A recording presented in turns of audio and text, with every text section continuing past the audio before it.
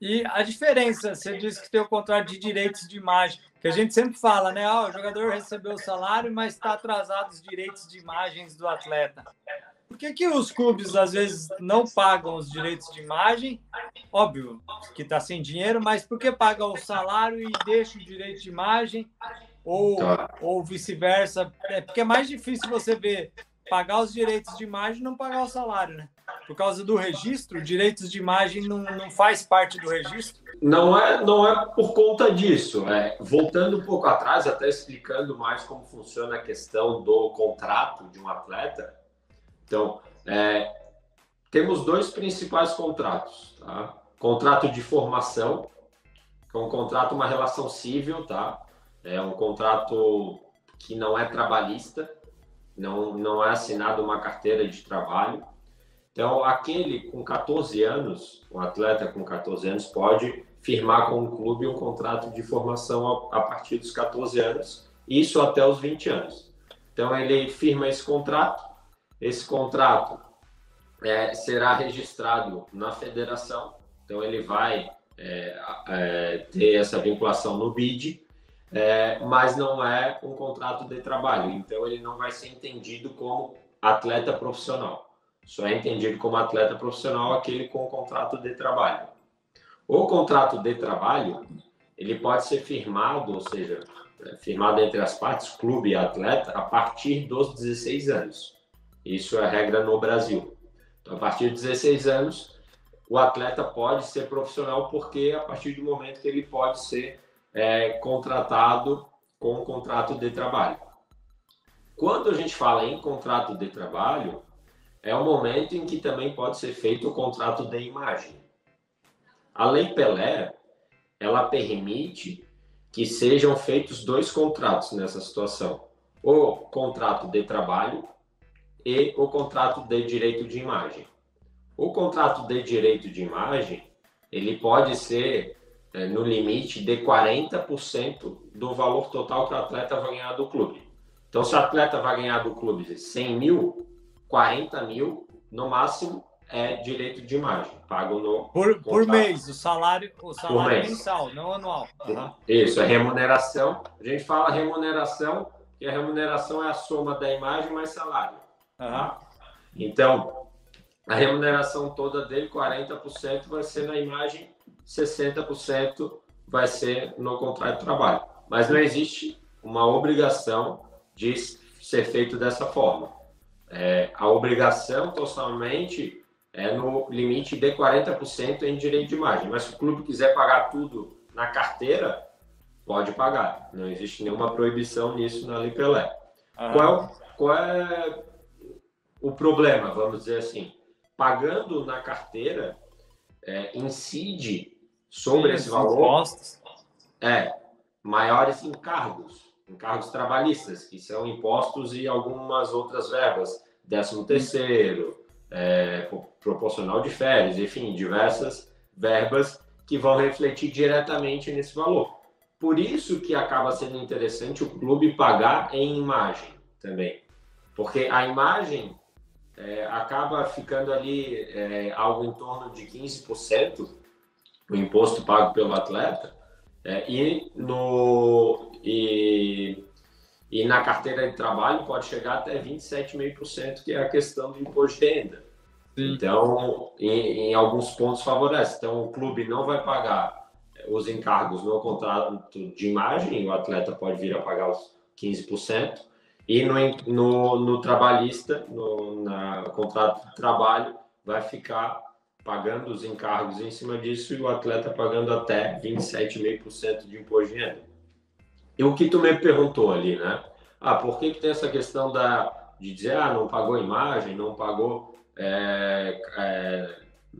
o contrato de trabalho em si? Eu acredito que isso seja alguma coincidência, mas não existe nenhuma razão, assim, cabal. Por quê? A Lei Pelé prevê, inclusive, se o clube atrasar só direito de imagem, existe possibilidade de o atleta conseguir rescisão indireta, ou seja, conseguir sair do clube livre.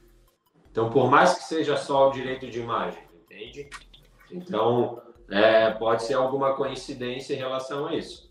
Inclusive, Sim. FGTS pode ser motivo de rescisão indireta, ou seja, do atleta sair do clube caso venha ocorrer aí um atraso de 3 meses. Entendi. Tiagão, tem outra pergunta aí para o Dr. Lucas? Qual a importância do gestor na carreira do atleta estar alinhado com o jurídico? Isso vai muito naquilo que Você falou, né? Que eu mencionei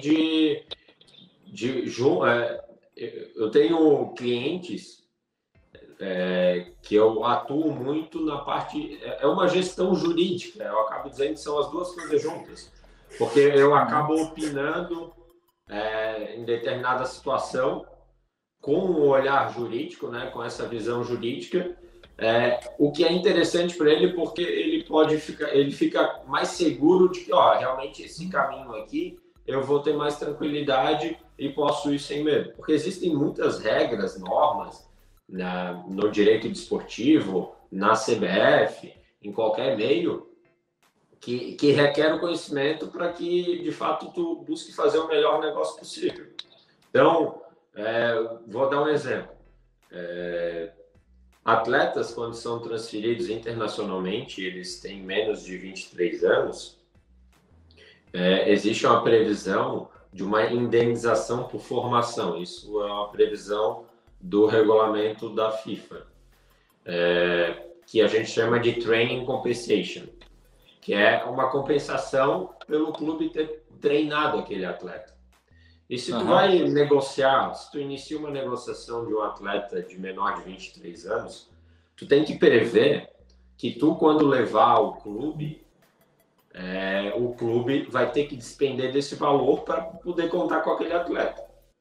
Acontece que os clubes acabam não tendo esse conhecimento também. Então, tu chega, negocia tudo.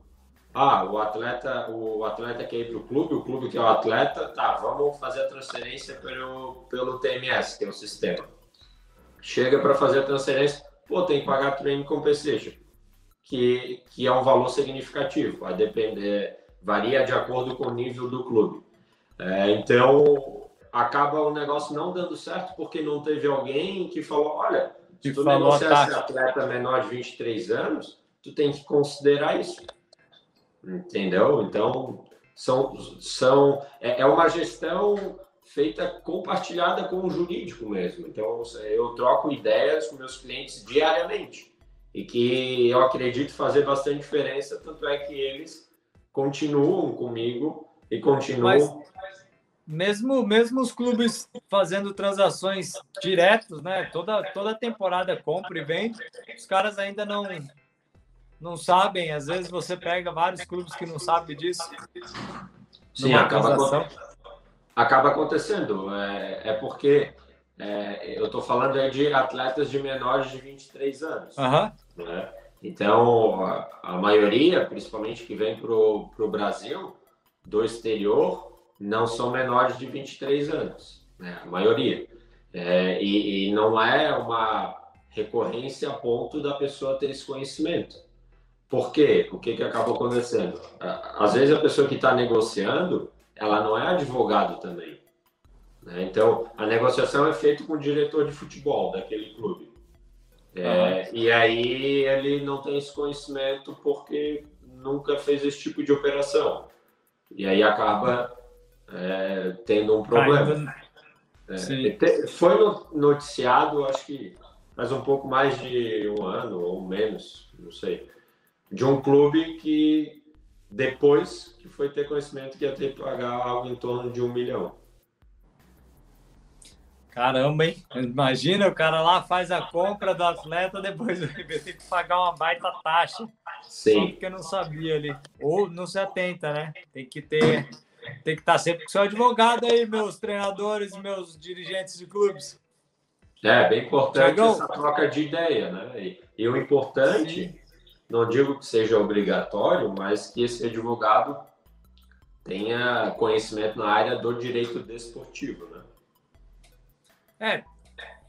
Todo mundo que é o especializado tem que ajudar, né? Então, se você mexe com os atletas, com times, com os clubes, Tem que ter um advogado especializado, senão vai passar muita coisa batida, que às vezes o advogado entende das leis, mas às vezes não sabe de uma outra coisa que tem essa diferença, essa taxa, por exemplo, que é menor de 23 anos, o advogado às vezes não sabe, se não é um especialista que nem você, que é na parte esportiva, né?